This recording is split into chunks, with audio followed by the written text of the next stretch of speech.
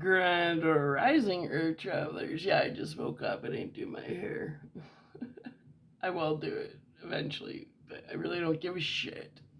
You guys will, well, not all you guys, but a lot of you guys will find one way to try and insult me, so let's just put it out there, right?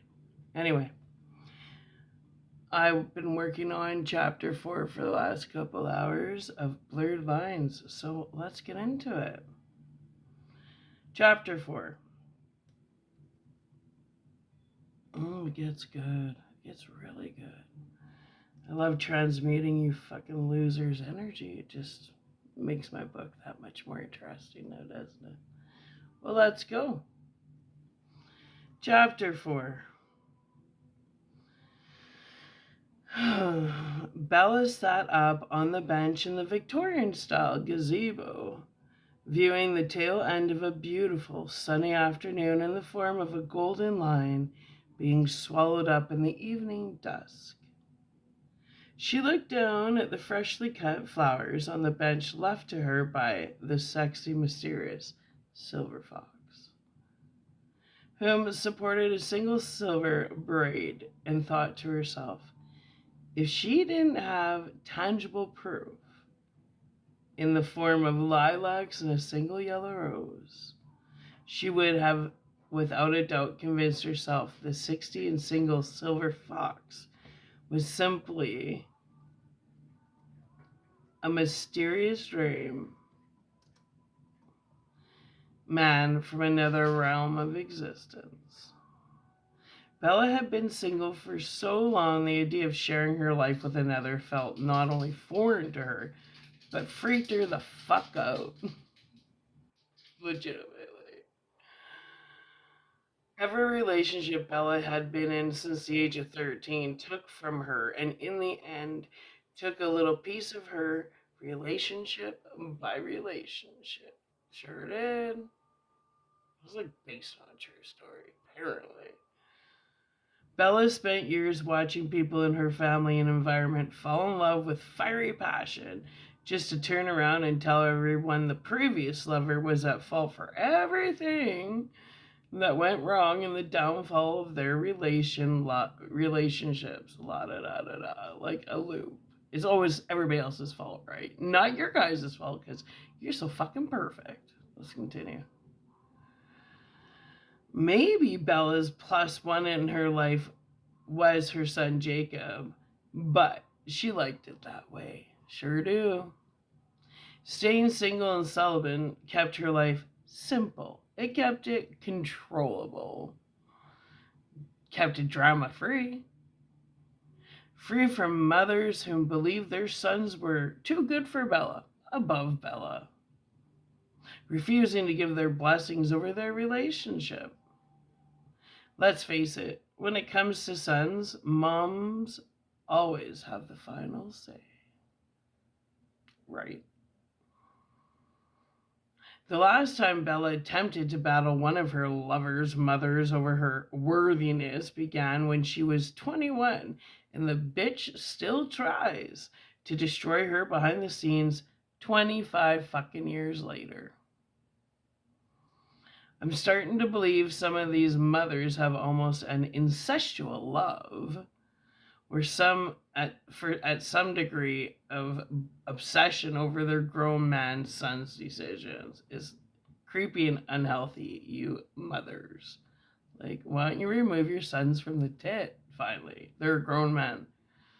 If a man wants to be with a woman, it's not your fucking business. You guys got to really learn your place, right? Oh, but what do I know? Let's go. Each and every time Bella watched one of her lovers fold under one of their mother's disapprovals, she saw them as less and less of a man and more of a controllable, traumatized young boy stuck in a grown man's body. Oddly enough, this one particular thing drastically affected Bella's performance in the bedroom. For the more Bella would watch her lovers allow their overbearing and intrusive mothers puppeteer their decisions in life, especially regarding their relationships. The quicker the ending of those relationships inevitably approached. It was a pattern in every relationship Bella partook in. Nothing new. Hmm. Mothers and sons trauma bonding seems all too common these days, doesn't it? When 9 out of 10 of your arguments start over your lover's mother, it's time to go because you're never going to win. No, you're not. Go before you have children because one thing is for certain and two things is for sure. If his mother doesn't like you, she sure won't love your kids the way grandma should. You've got to know when to fold them, Bella thought to herself as she watched the golden line fully disappear into the dusk, deep blue sky with traces of purple magenta touches. When Bella checked the time, she noticed it was 7:30 p.m. and giggled to herself as she imagined Patrick, CJ, and their brother Peta sitting at their after-hours pub shooting the shit over a couple drinks. Bella wondered if they were possibly discussing the disaster of a pre-screening interview between her and Patrick that in all actuality never actually took place, although somehow she was in the office for over 2.5 hours. What a bizarre afternoon. Those rich folks are fucking odd, Bella thought to herself, as she gathered not only her thoughts but her personal items and headed towards the bus stop. Bella made it to the bus stop just on time, for as soon as she made it to the bus stop, the bus came around the corner. In the meantime, CJ was up in his office changing from a suit into more casual clothes just before heading down to the after-hours club to meet his brothers Patrick and Peta for a couple of drinks. Once he was finished changing his clothes, he walked towards his wet bar, grabbed his vase filled with yellow roses and purple lilacs, and replaced the old clippings with the new freshly picked ones. Where were we? As he worked on his floral arrangement, he couldn't help but think about the mysterious woman who was draped on the gazebo bench, sunbathing and listening to the Stooges. He was curious of the mysterious woman's reactions upon waking to freshly picked flowers. CJ wasn't aware Bella had actually saw him playing the harmonica, but pretended to sleep while admiring him playing his harmonica to Neil Young's Harvest Moon. Stay focused on work, CJ thought to himself as he giggled quietly to himself before shutting off all the lights in his office and heading down to the lobby and out the front doors towards his car with the end goal of meeting his brothers for a couple of drinks at the after-hours club. He was running an hour late. Better late than never was CJ's theory. Bella boarded the city bus, put her headphones on, and smiled as she gazed down at the flowers the mysterious silver fox left for her in the secret Victorian gazebo. Without realizing it, Bella found herself glancing in the direction of a man staring at her. The man looked to be in his later 60s. We'll say mid-60s. The man looked to be in his, not later, he's not almost 70s. Mid-60s, we'll say. He supported messy salt and pepper hair, or no, later 60s, because this is the guy on the bus. Later 60s. He supported messy salt and pepper hair, thick black rimmed glasses sitting on the tip of his nose, and blanketed his insecurities in an oversized black Pearl Jam hoodie, simple blue jeans, and steel-toed Dakota work boots. Bella made eye contact with the gentleman sitting across from her. In return, the gentleman took Bella's glance as an invitation to move over beside her and make simple conversation. "Hello, little lady," the man said gently as he stared into Bella's eyes. His eyes were warm. Oddly familiar, the gentleman's gaze felt familiar to her. It stirred up within Bella similar feelings she felt when she gazed into Patrick's hypnotizing emerald green eyes. But this man's were a hazel, a cross between a soft brown and a forest green, with a wisp of sunshine yellow circling his pupils. Hello, Bella replied with a gentle smile as she continued to play with the lilacs and yellow bouquet of flowers in her hand. Those are nice flowers you have there, little lady. Make sure to hang them upside down once you get home and dry them out. Pass me those flowers for a moment, doll, requested the mysterious gentleman. Ella hesitated before passing the flowers over to the man sitting next to her, as though she allowed the man to touch her flowers, his touch would cancel out the memory of the mysterious fox whom had left them to her. Earlier in the afternoon, in the Victorian gazebo surrounded by a yellow sea of roses, with hesitation, Bella reluctantly handed her flowers over towards the mysterious bus rider, who was digging for something in his work backpack.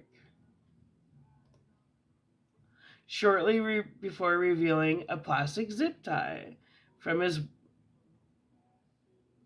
zip tie. We already said backpack, we don't need to say it again.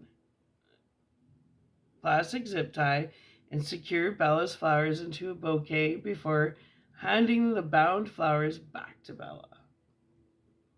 Thank you. I appreciate you doing that for me, Bella said as she smiled at the man sitting beside her in gratitude.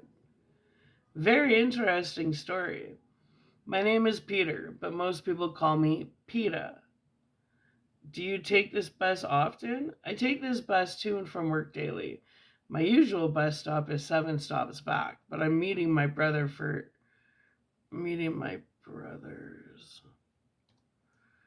a drink at the After Hours Club. I was supposed to meet them at 7, but I missed my bus, so here I am, an hour late.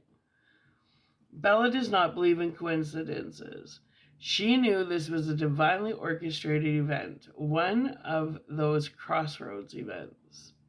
When Bella was in her pre-screening interview with Patrick earlier, their interview was interrupted by his brother he referred to as Peta, discussing a meetup for drinks at the After Hours Club at 7 p.m. with her brother CJ. Like, seriously? What were the chances Bella actually encountered 2 of the 3 brothers separately in the same afternoon? Patrick came across as the successful businessman in a perfectly tailored suit, and his brother Peter, otherwise known as Peta, came across as a working class hero. 2 completely different men birthed from the same beige-wearing Karen. It was clear to Bella Peta had to have been the middle child. The middle child is typically born into the role of the family black sheep, the rebel of the crew whom travels to the rhythm of his own drum separate from the family herd. So Peta, can I ask you why your nickname is Peta? Bella questioned Peta. The older man giggled before supplying Bella a simple explanation. I'm actually not exactly sure who in the family initially started it. Hold on a sec. Started it. If my memory serves me correctly, I seriously cannot remember the last time someone called me by my birth name, Peter. I come from a large family. My 2 brothers and I were the first batch. We also have younger sisters, but there's a little bit of a gap between the birth of the boys and birth of the girls in our family tribe. Of the 3 of us boys, I would be considered the middle one, the black sheep, so to speak. Anyhow, somewhere along the road, I attained the nickname Peta, and it just kind of stuck, Peta explained to Bella. So what does Peta actually stand for?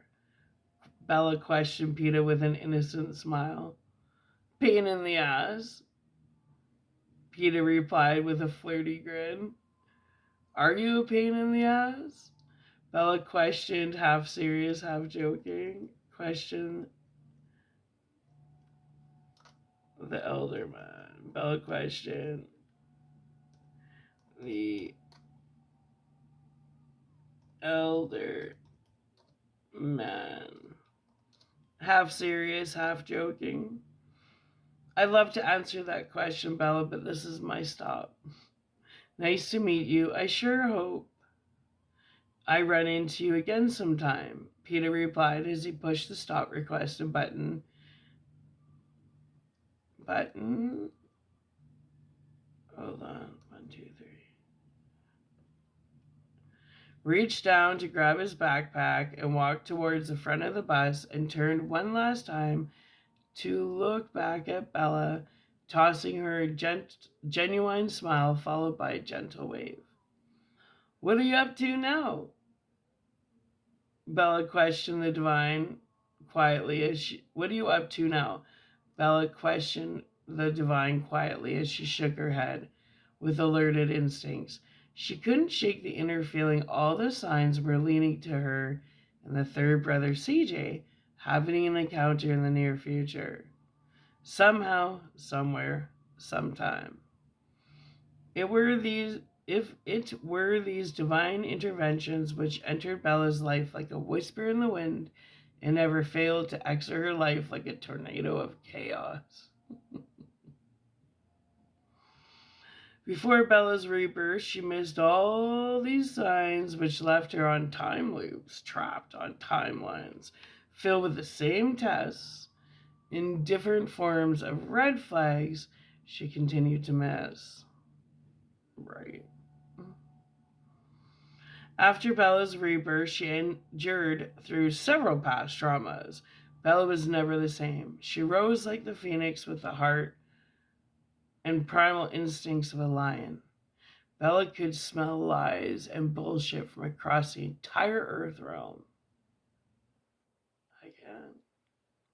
I'm like a walking lie fucking detector. Yeah, people still try and lie to me. I just smile and nod. Yeah, you're right. You can't fix stupid, right? Anyway.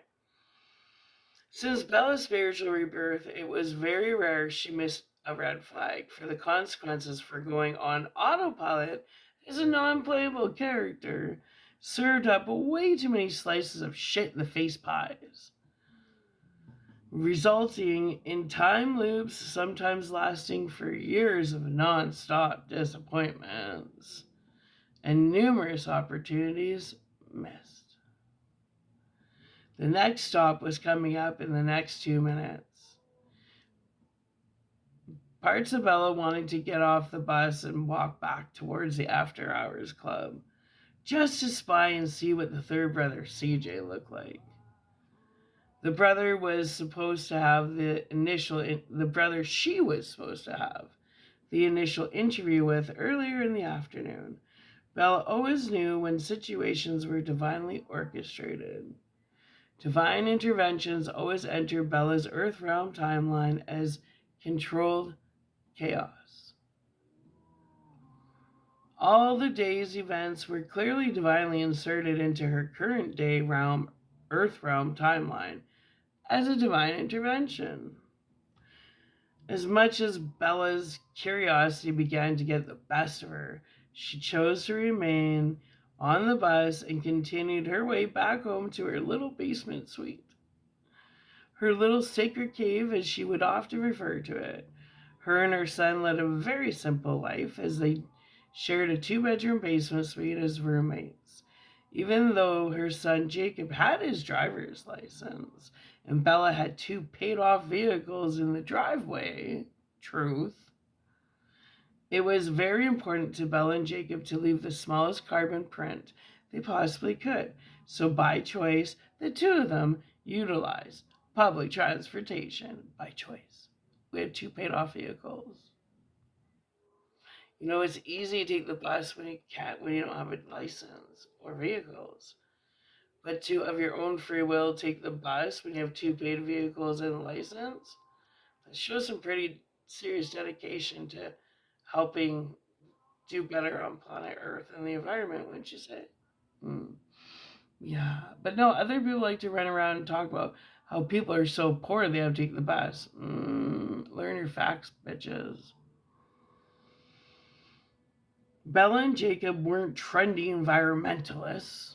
Rather, they were authentic environmentalists and practiced exactly what they preached. Not pretending to be environmentalists, driving around big fucking trucks like all you little fakes that I personally know that like to pretend they care so much about the environment. But how many trucks you guys have running around? Hey, you little fucking fakers. Let's go. You guys just give me stuff to write about. Idiots.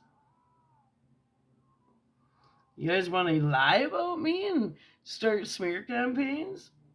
Alright, I took enough of your shit. Now let's do mine.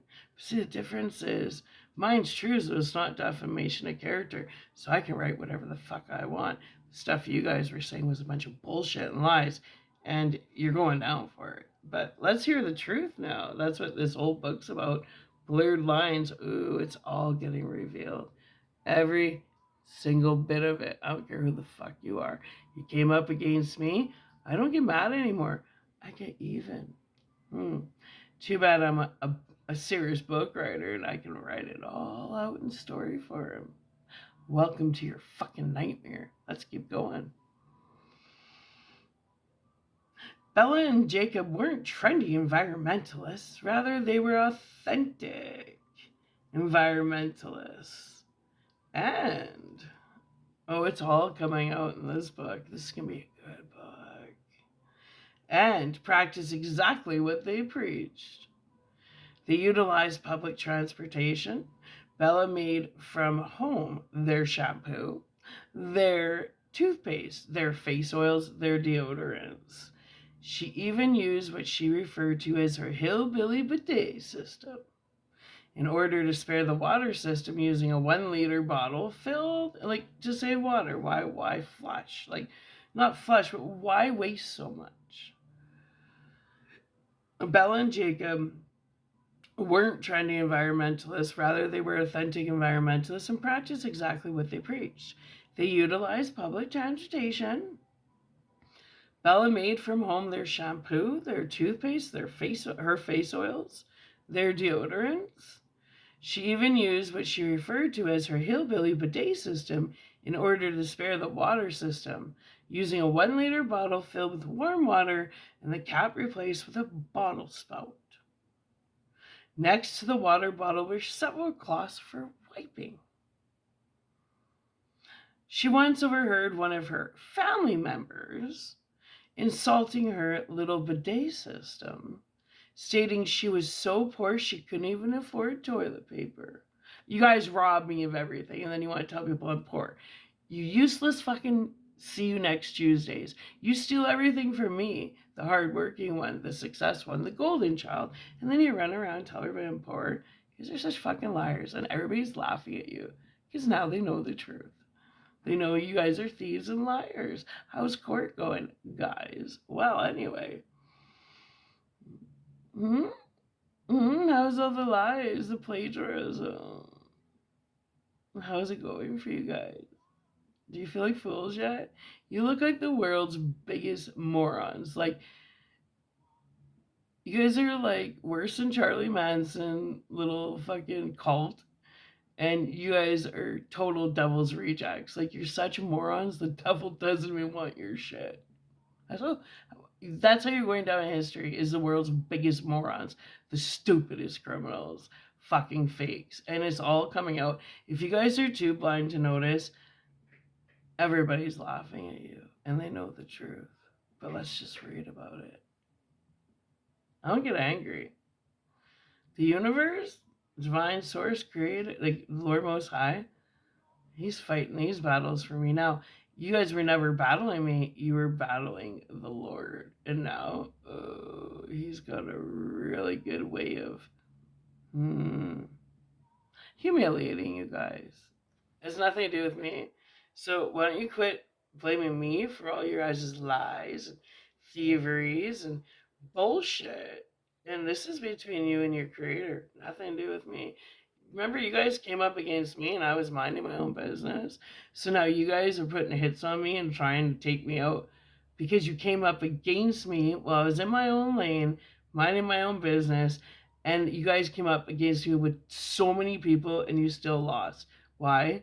Because you're fools and you don't believe in God. And you guys tried to play God in my world, and God takes huge offense to that. So welcome to your fucking nightmare. The wrath of God is upon all of you right now. Have fun.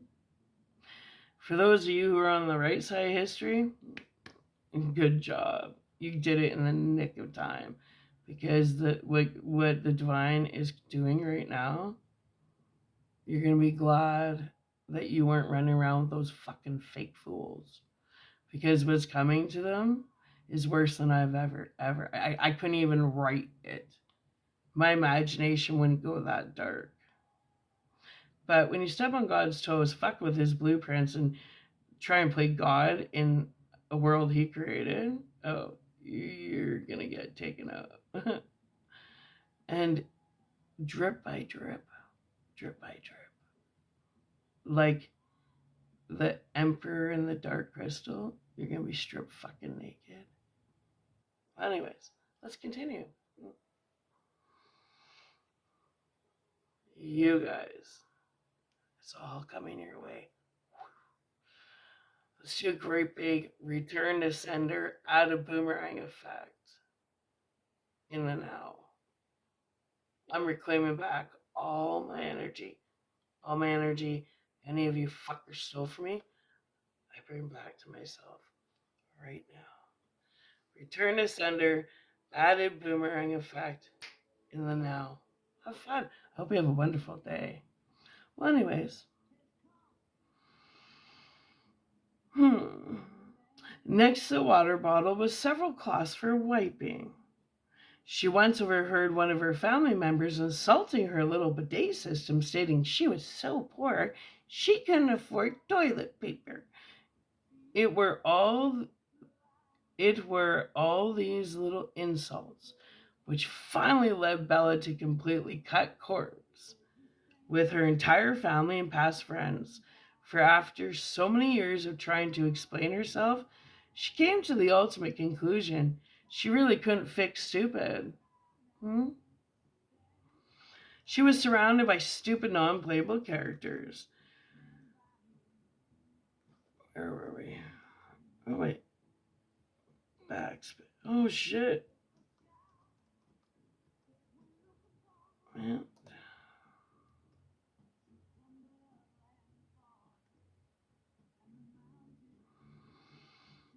We'll say Bella, not she.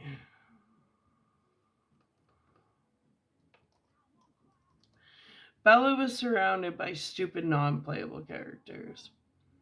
I need some water.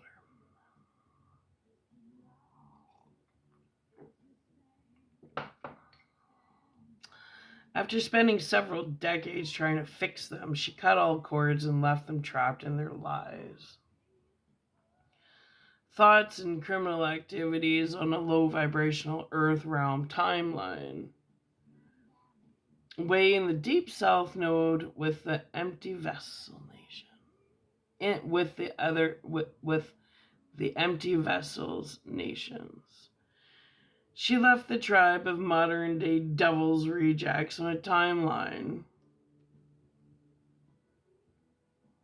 where they would rather rub shit and piss on, or had a, wait, where they rather rub shit and piss on their punanis and ass cracks rather than wash themselves with fresh water every time they took a piss or a BM. Because classy people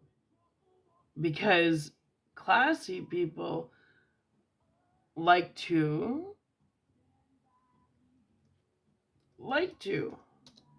wipe piss and shit all over their genitals to dry rather than use a warm water bottle and washcloth to effectively clean their tulip. Again, you can't fix stupid, now can ya?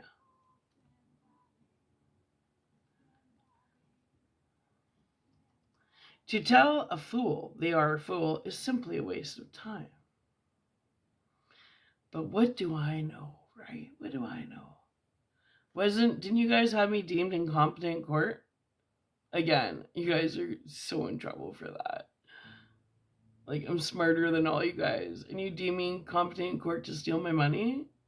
Again, to tell a fool they are a fool is simply a waste of time.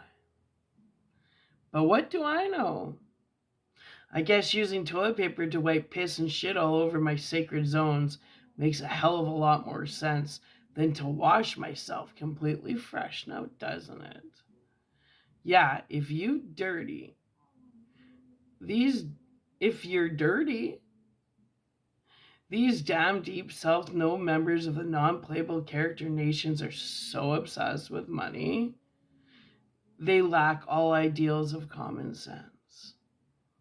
Rather than wasting precious energy arguing with the ignorant, Bella found it more entertaining to let these fucktards just keep running around, smearing her name, spreading her private life to anyone, and not even truths.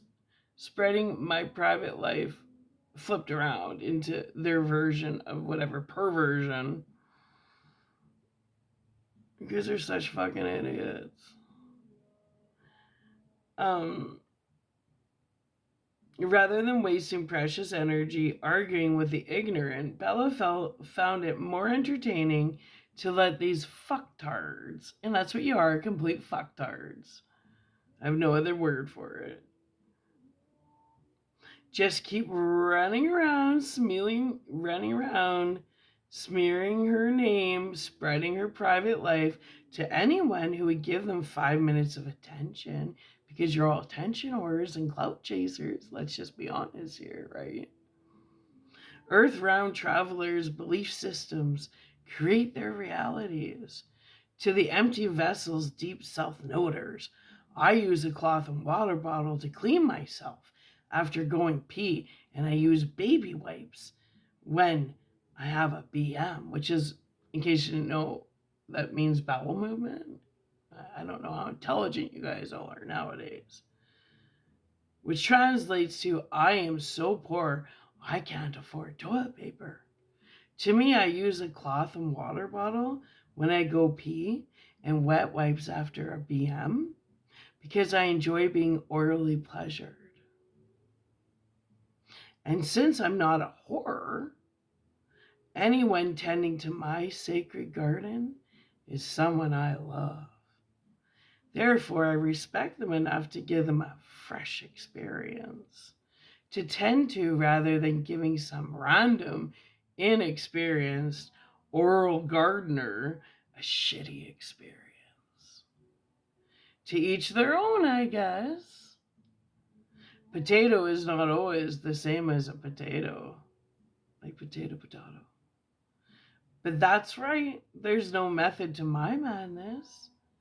Just a simple explanation that I am so poor, I cannot afford TP for my bunga hole. Like I said, you cannot fix stupid. Yay! So, that's how far we got on chapter 4, Blurred Lines. Hope you enjoyed that. Oh, I'll definitely be back with more. It's just, the fun has just begun. Bye for now.